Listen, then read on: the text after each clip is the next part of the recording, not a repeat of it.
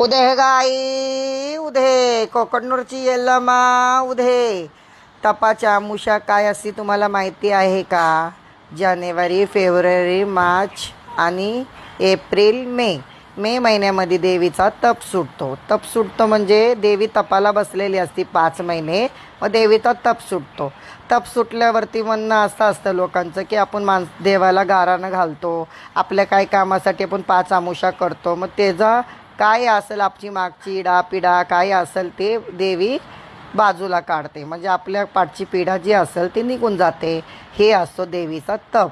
तपाच्या आमुषाला भरपूर लोक जातात कोकणूरच्या यल्लामाला. तुम्ही जाता का? कमेंटमध्ये मला सांगा. आणि जात असले तर मला जरूर सांगा. तुम्ही कुठून आहे ते पण सांगा.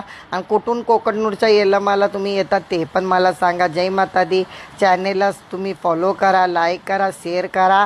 आणि परत एकदा बोला बघू. उध गाई उध कोकणूरच्या यल्लामाचं उध. ज्यांनी पण सत्याची भक्ती केली कोकणूरच्या यल्लामाची त्याचं सत्यच झालेलं आहे. मनापासून देवीचा आदर करा, मनापासून देवीची पूजा करा.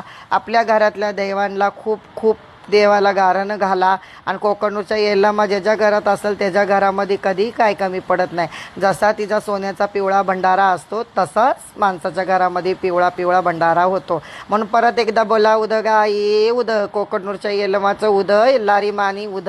जोगळबाई सत्यवानी उद. आणि परशुराम बाळाचं उद गाई उद. मी तुमची मुंबईकर नेहा गुरु. जय माता दी.